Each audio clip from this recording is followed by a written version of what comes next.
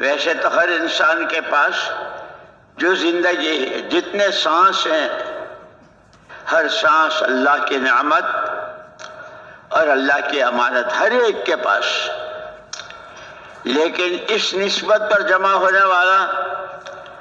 اللہ کو پہچانے، اللہ کی کہی کو مانے، اللہ سے مانگیں، اللہ کے راستے پر چلیں، اللہ کی اور ہر ایک کو اس راستے کی طرف کی رہبری کریں، اس نسبت پر جمع ہونا۔ اب پھر یوں نہیں کہ گھر میں بالکل خالی بیٹھے تھے تو اٹھ کے آ گئے۔ ان میں سے جس سے بھی چاہے آپ پوچھیں، کوئی نہ کوئی مشغولی، کوئی نہ کوئی ذمہ داری، کوئی نہ کوئی کام، لیکن اس کو اس وقت میں قربان کیا ہے۔ دعوت کی اس عظیم الشان محنت کے تقاضے کو اپنے ہر تقاضے پر مقدم کر کے یہ مجمع آیا ہے۔ یہ بہت قابل مبارکباد ہے، اور اسی کے لیے آسمانوں میں دھوم مچ رہی ہے، اور اللہ پاک رش کر رہے ہیں، دیکھو میرے بندے آئے، دیکھو میرے بندوں کو۔ دوستو، جب قربانی دی ہے اور اس نیت کے ساتھ، تو اللہ پاک ہمیں پوری بات کہنے والے کو بھی اور سننے والوں کو بھی صحیح نیت کے ساتھ، اور صحیح نیت میں سب سے پہلے اللہ کی رضا ہی ہے، اللہ کا کلمہ بلند ہو جائے، حضور پاک صلی اللہ علیہ وسلم کا اتباع، اور آپ کی پوری زندگی ہر گھر، ہر در، ہر فرد بشر تک ہر ایک اس رنگ میں رنگ جائے، اس کی ہی محنت ہے۔ اس لیے کہ اللہ پاک نے انسانوں کی رہبری کے لیے پہلے ہی دن سے انسان کو اللہ نے اپنی قدرت سے پیدا کیا۔ لم یکن شیئا مذکورا،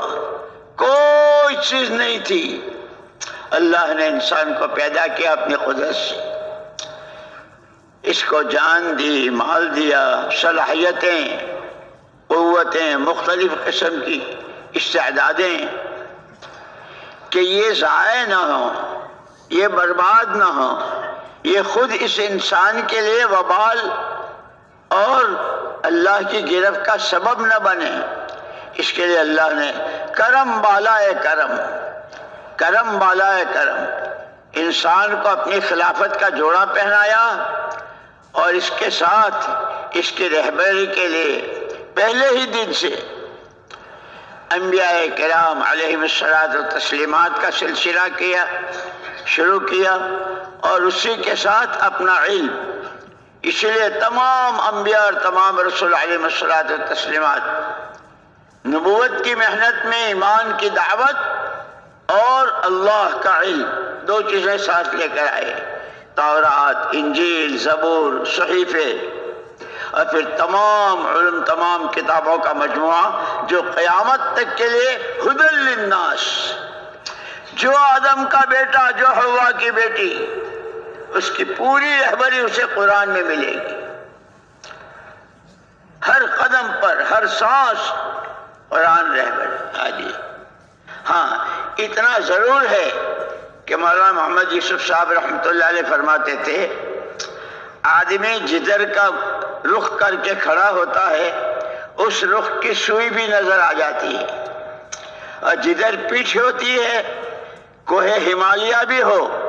تو وہ بھی نظر نہیں آتا ہے۔ اس لیے فرماتے تھے، اور بہت روتے ہوئے اور آہیں بھرتے ہوئے، کہ ہمارے اور صحابہ کرام رضوان اللہ تعالی اجمعین میں جو فرق ہو گیا، حالانکہ آدمی بھی وہی تھے ہمارے جیسے، ان کے بھی وہی اعضاء، وہی جوارح، وہی دل، وہی دماغ، ان کے یہاں بھی کھانا پینا، بیویاں، بچے، شادیاں ساری، لیکن جو بنیادی فرق ہو گیا کہ حضور پاک صلی اللہ علیہ وسلم کی بعثت کے بعد پوری امت، تمام صحابہ اور صحابیات، کیا مرد، کیا عورتیں، کیا جوان، کیا بہویں، کیا بیٹیاں، کیا بوڑھے، کیا جو جس حیثیت سے تھا، ہر ایک کے دل کا رخ قرآن کی طرف، ہر قدم پر یہ معلوم کرنا اللہ کا حکم کیا ہے،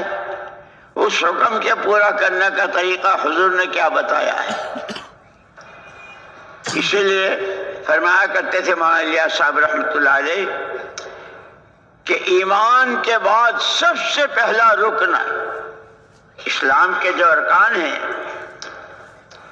سب سے پہلا رکن نماز. اور فرماتے تھے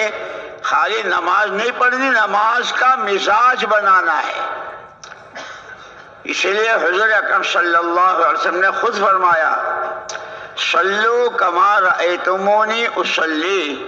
نماز ایسے پڑھو جیسے مجھے نماز پڑھتے دیکھا. کہ نماز میں آدمی یہی 4 حالتیں ہوتی ہے، یا کھڑا ہے، یا جھکا ہوا ہے، یا سجدے میں ہے، یا بیٹھا ہوا ہے. اور یہ حالتیں اس کی ہوتی ہے، گلی میں ہو، گھر میں ہو، محلے میں ہو، سڑک پر ہو، مارکیٹ میں ہو، اندھیرے میں ہو، اجالے میں ہو. یہ 4 حالتیں ہوتی ہیں کہ جس طرح نماز کی 4 حالتوں میں اللہ دیکھ رہے ہیں، اللہ کے سامنے کھڑا ہوں، اس کی رحمتیں متوجہ ہیں. کے بعد زندگی کے تمام شعبوں میں کھڑے ہونے میں، جھکنے میں، لینے میں، دینے میں، بولنے میں، سننے میں نماز کا مزاج بن جائے، یہ فرمایا کرتے تھے. اس لیے دوستو اللہ نے بہت بڑا کرم فرمایا، بہت بڑا کرم فرمایا، جس کو خود فرمایا لقد من اللہ علی المؤمنین اذ بعث فیہم رسولا من انفسہم یتلو علیہم آیاتہ ویزکیہم ویعلمہم الکتاب والحکمہ وان کانوا من قبل لفی ضلال مبین. کہ حضور اکرم صلی اللہ علیہ وسلم کے ذریعے اللہ نے ایمان والوں پر بہت بڑا احسان کیا. آپ کو خالی ہاتھ نہیں بھیجا، ایمان کی دعوت کے ساتھ، اپنے والے علم کے ساتھ، اخلاق کی خوبیوں کے ساتھ اور صفات حمیدہ. اس لیے مولانا الیاس صاحب رحمۃ اللہ علیہ فرماتے تھے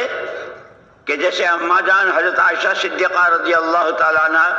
کی جماعت آئی، صحابہ کی جماعت آئی اماں جی کے پاس. اماں جی اخلاق کے کیسے حضور پاک صلی اللہ علیہ وسلم کے اخلاق بیان کیے کہ آپ سب سے اونچے اخلاق والے ہیں، وہ کیسے تھے؟ تو اماں جی نے پوچھا تھا الا تتلون القرآن، تم لوگ قرآن نہیں پڑھتے ہو؟ اماں قرآن تو پڑھتے ہیں کہ جو قرآن وہ حضور. اس لیے مولانا الیاس صاحب رحمۃ اللہ علیہ نے فرمایا کہ حضور اکرم صلی اللہ علیہ وسلم عملی قرآن تھے. یہ قرآن تو یہ صفحات میں اور جلدوں میں جو ہمارے سامنے ہوتا ہے، اور حضور کی ذات بابرکت ہر سانس کہ وہ قرآن، وہ عملی قرآن. اور کرم بالائے کرم، کرم بالائے کرم کہ حضور اکرم صلی اللہ علیہ وسلم فرمایا